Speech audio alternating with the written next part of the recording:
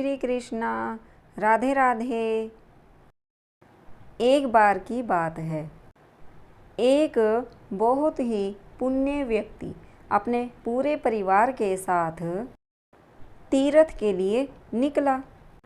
कई कोस दूर जाने के बाद परिवार को प्यास लगने लगी। एक तो जेठ का महीना था और आसपास भी कहीं पानी दिखाई नहीं दे रहा था। जेठ के महीने की तपती गर्मी ने प्यास के कारण उनका बुरा हाल कर दिया था। उस भले आदमी के बच्चे प्यास से व्याकुल हो गए। कुछ समझ नहीं आ रहा था कि अब वह क्या करे। और घर से निकलते समय उसने अपने साथ जो पानी लिया था वह भी समाप्त हो चुका था। जब कहीं दूर दूर तक पानी नहीं दिखाई दिया और पूरा परिवार प्यास से व्याकुल हो गया तो एक समय ऐसा आ गया कि उसे भगवान से प्रार्थना करनी पड़ी। हे प्रभु, अब आप ही कुछ करिए। हे मेरे मालिक, वरना हम प्यास के मारे मर जाएंगे। इतने में ही उसे पास में ही एक साधु तपस्या करता हुआ दिखाई दिया। उस व्यक्ति ने पास में जाकर उस साधु के अपनी सारी समस्या उस साधु को बताई कि हे साधु महाराज, क्या कुछ पानी पीने के लिए मिलेगा?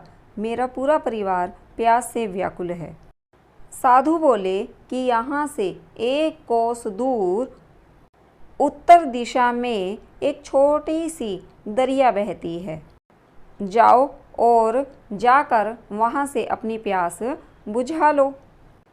साधु की बात सुनकर उसे बहुत ही प्रसन्नता हुई और साधु का धन्यवाद करके चल दिया।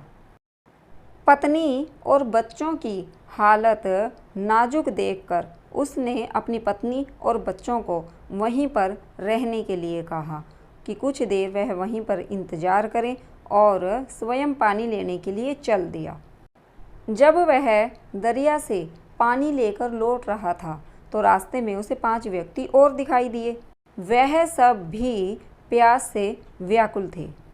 उस पुण्य आत्मा से उन 5 व्यक्तियों को प्यास में व्याकुल अवस्था में नहीं देखा गया और अपना सारा पानी उन 5 प्यासों को पिला दिया। जब वह दोबारा पानी लेकर लौट रहा था तो उस भले व्यक्ति को 5 अन्य व्यक्ति और मिले जो पहले के 5 व्यक्तियों की तरह ही प्यास से व्याकुल थे और उस पुण्य आत्मा ने वह पानी भी उन 5 व्यक्तियों को पुनः पिला दिया। यही घटना बार बार हो रही थी। वह व्यक्ति दरिया से पानी लेकर लौटे तो रास्ते में उसे व्यक्ति मिलते थे और वह उनकी प्यास से व्याकुल दशा को देखकर उन्हें वह अपना लाया हुआ पानी पिला देता था और इस तरह से काफ़ी देर हो गई थी। काफ़ी समय बीत जाने के बाद जब वह व्यक्ति वापस नहीं लौटा तो साधु उसकी तरफ चल दिया। उस साधु ने दूर से देखा कि वह व्यक्ति अन्य व्यक्तियों को पानी पिला रहा है। बार बार उसके द्वारा किए गए इस पुण्य कार्य को देखकर वह साधु उस व्यक्ति से बोला कि हे पुण्य आत्मा, तुम बार बार अपनी बाल्टी दरिया से भरकर लाते हो और अन्य व्यक्तियों पर खाली कर देते हो। आखिर ऐसा क्यों कि किसी अन्य व्यक्ति के प्यासे होने के कारण आप अपना दरिया से लाया हुआ पानी प्यासे को पिला देते हो? इससे तुम्हें क्या लाभ मिल रहा है? तुम्हारा पूरा परिवार वहाँ प्यास से व्याकुल हो रहा है, मर रहा है और तुम यहाँ किसी अन्य की सेवा कर रहे हो, पुण्य कमा रहे हो। उस साधु की ऐसे वचन सुनकर उस पुण्य आत्मा ने कहा कि हे साधु महाराज, मुझे क्या मिला क्या नहीं मिला इसके बारे में मैंने कभी नहीं सोचा, पर मैंने अपना स्वार्थ छोड़कर अपना धर्म निभाया है। साधु ने कहा कि ऐसा धर्म निभाने से क्या फ़ायदा कि जब तुम अपना कर्तव्य ही ठीक से नहीं निभा पाए। तुम्हारे अपने बच्चे और परिवार ही जल के बिना नहीं बचे, तो ऐसे धर्म निभाने का क्या फ़ायदा। तुम अपना धर्म ऐसे भी तो निभा सकते थे जैसे मैंने निभाया। साधु महाराज के ऐसे वचन सुनकर पुण्य आत्मा ने कहा कि हे महाराज, मैं नहीं समझा आपके जैसे, लेकिन वह कैसे। साधु महाराज ने कहा कि प्यास से व्याकुल होकर तुमने आकर मुझसे पानी का पूछा, तो मैंने तुम्हें दरिया से पानी ना लाकर तुम्हें दरिया से पानी का रास्ता बता दिया। जब मैंने तुम्हें दरिया से पानी लाकर नहीं दिया और तुम्हें दरिया का रास्ता बता दिया, तो तुम्हें भी दरिया का रास्ता बता देना चाहिए था, ताकि तुम्हारी भी प्यास मिट जाए और अन्य प्यासे व्यक्तियों की भी। और ऐसा करने से किसी को भी अपनी बाल्टी खाली करने की ज़रूरत ना पड़ती। इतना कहकर साधु महाराज वहाँ से अंतर्ध्यान हो गए।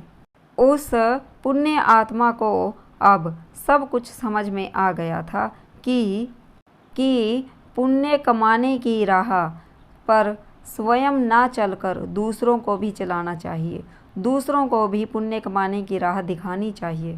केवल स्वयं पुण्य ना कमाकर अपने कर्तव्य का निर्वाह करते हुए दूसरों को भी पुण्य की राह दिखाएं।